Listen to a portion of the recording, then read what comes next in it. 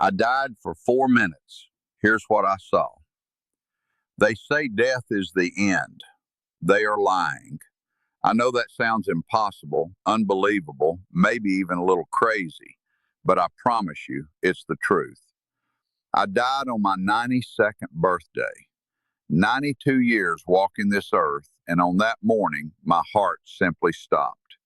4 minutes, exactly 4 minutes.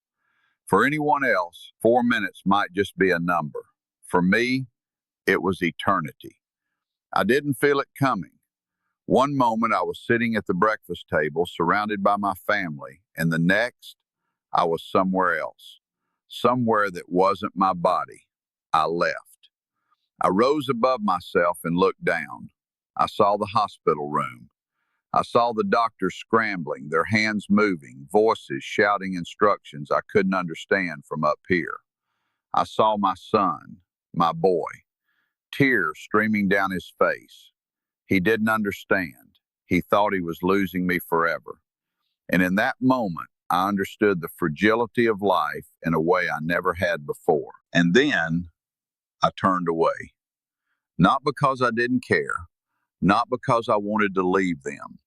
I turned because I realized something bigger than this world, bigger than the fear, the pain, the ticking clock of life was waiting for me. I didn't see a tunnel. I didn't see darkness. I didn't see the end. I saw him. For the first time in 92 years, I felt at home. And yet, when I woke up in that hospital bed, breathing, alive, everything should have felt miraculous. But it didn't. Instead, I was furious, heartbroken, angry to be sent back into this heavy, painful world, because he sent me back with a message for you. The first thing I noticed was the weight, or rather, the absence of it. I felt lighter than I had in decades, almost like the air itself was holding me up. And then I realized I was no longer in my body. I was floating, looking down, and there it was, me, or what used to be me, lying on the hospital bed, pale, still, silent. My heart had stopped, but I was awake, fully awake, and I could see everything. The doctors moved fast, hands flying, machines beeping, voices sharp and urgent. They were working against something I couldn't hear in my new silent world. Every motion was desperate, precise, and terrifying. There was no time to pause, no room for mistakes. And through it all, I could see the fear in their eyes. Sharp, slicing fear that somehow carried more weight than the monitors themselves. And then I saw him, my son, my boy. His face pale, drenched in sweat and tears. His hands gripping the edge of the bed, shaking. He didn't notice me, of course, but I saw. I saw everything. I saw the love, the worry, the panic. I saw the helplessness, the kind of helplessness that sticks to your bones and never leaves. And I realized something that broke me all over again. I was gone, already. Not in a temporary way, not in a way that could be reversed with a glance. I had crossed a line, even if only for 4 minutes. For everyone in that room, I was fighting to come back. But for me, I had already left. I felt a pull, something heavier than gravity, tugging me away from the chaos, away from the frantic hands and the sobbing son. It wasn't fear. It wasn't sadness.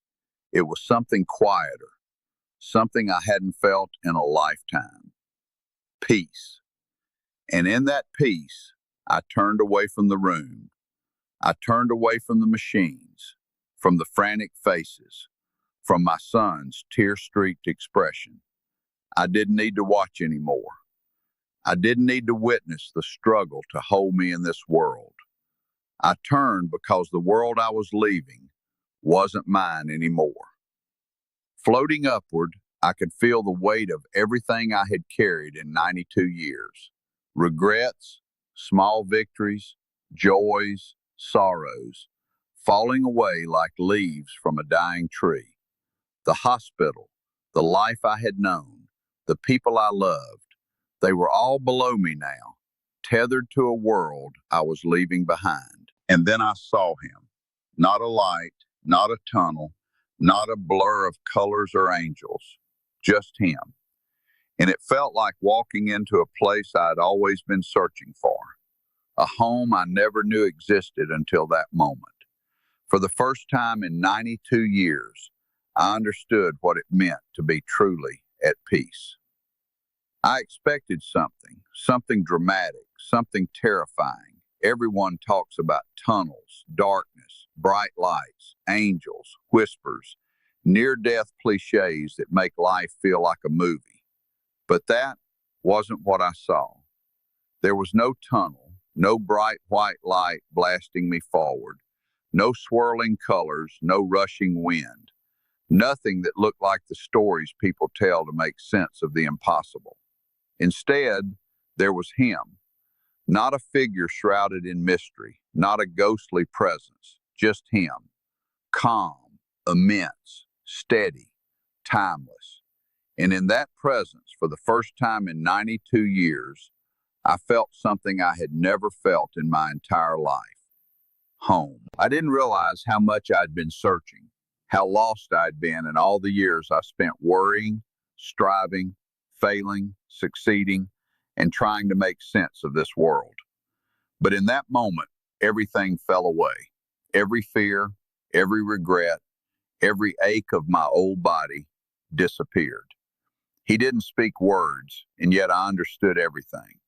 I understood why life had been heavy, why love could hurt, why people leave, why we cling to the things that break us. And I realized something even deeper.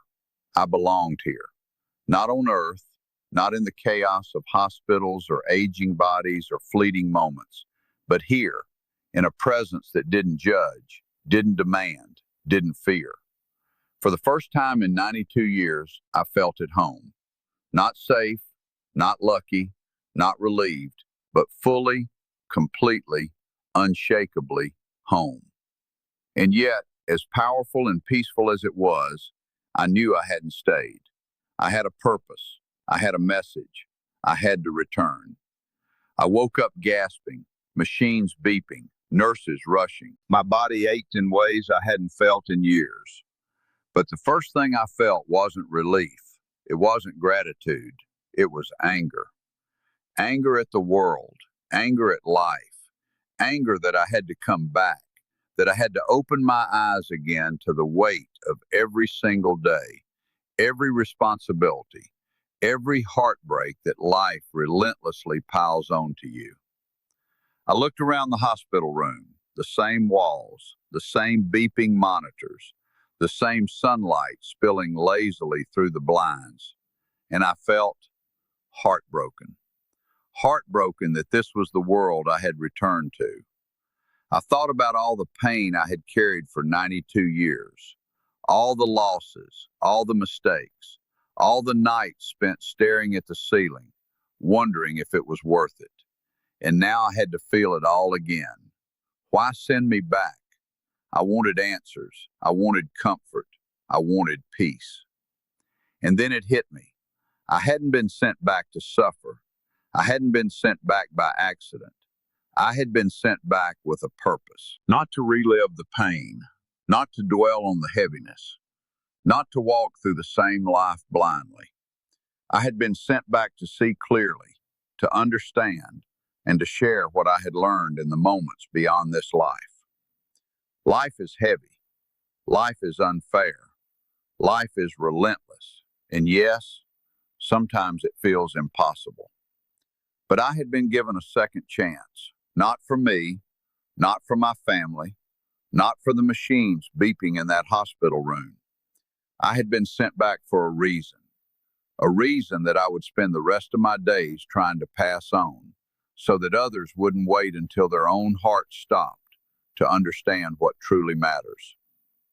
If you're watching this and you're afraid of dying, or if you feel alone in your old age, I need you to listen carefully.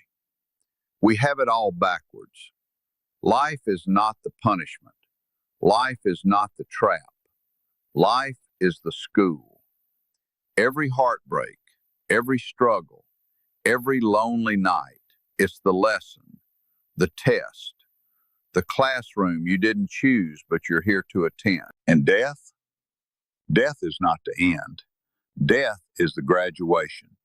The moment you step out of the classroom and realize everything you've learned was preparing you for something bigger, something beyond fear, beyond pain, beyond this temporary world. So stop seeing your years as a countdown. Stop seeing yourself as old, broken, forgotten, or too late. Your age is not a curse. Your loneliness is not the end. Every single day you wake up, breathe, and continue is practice. Practice for clarity. Practice for peace.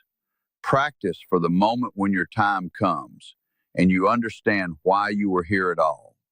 If you change your perspective, even just a little, you begin to see life not as suffering, but as preparation. You begin to see meaning. Remember this, life is the school. Death is the graduation. And if you live fully, consciously, purposefully, you'll step into that graduation without fear, without regret, and finally, at home. Now, I want to hear from you. Every life is a story. Every struggle, every heartbreak, every moment of clarity is a lesson that the world can learn from. If you have a story, one that changed everything, one that made you see life differently, one that almost cost you everything, I want you to share it. We're looking for real stories from real people. Maybe it's a life lesson you learned the hard way. Maybe it's a near-death experience, a regret, or a moment that completely shifted your perspective. Whatever it is, the world needs to hear it, and we want to feature it on this channel.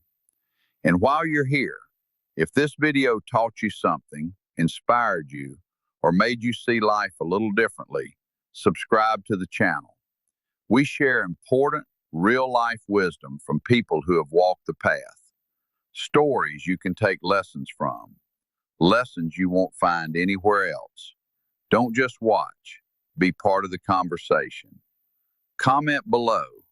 What part of this story hit you the hardest? And more importantly, what change are you going to make in your life after hearing it? I read every comment, and your voice matters. Sharing your story could help someone else see the light in their darkness. Your experience, your lesson, your truth could be the moment someone else finally understands what they've been missing. Life is short. Stories are forever. Share yours and let the world learn from it.